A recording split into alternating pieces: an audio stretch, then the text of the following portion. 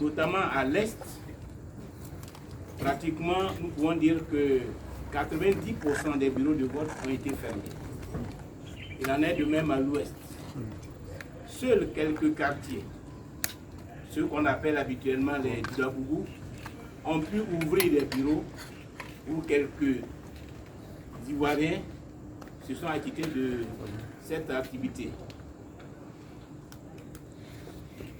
Donc, dans l'ensemble, nous pouvons dire que le mot d'ordre des désobéissances civiles a été suivi dans leur grande majorité par nos compatriotes.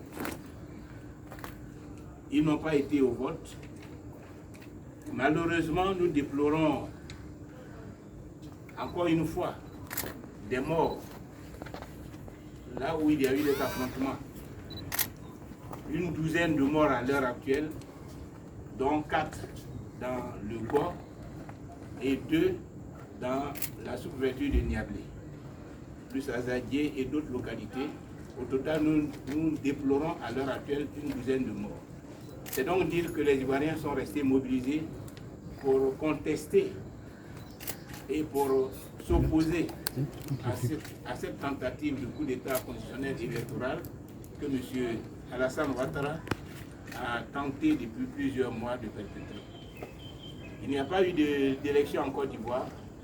Ce à quoi nous avons assisté n'est pas digne de notre pays, parce que ce n'est pas de cette façon qu'on organise une consultation aussi importante que l'élection présidentielle, qui doit permettre au peuple de se donner un président de la République qui constitue dans toutes les démocraties le socle de la République, le garant des institutions.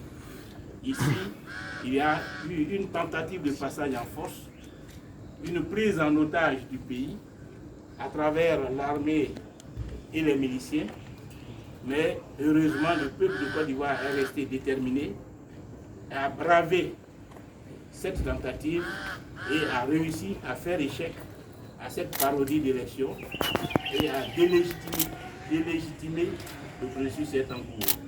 Voilà pour l'instant ce que nous pouvons vous dire en entendant 19h et peut-être une autre rencontre de cette nature pour vous donner les résultats définitifs de ce que M. Alassane Ouattara appelle l'élection présidentielle en Côte d'Ivoire. Voilà donc, chers amis, ce que je voudrais vous dire à cet instant précis. Encore une fois, merci de votre présence. Nous n'avons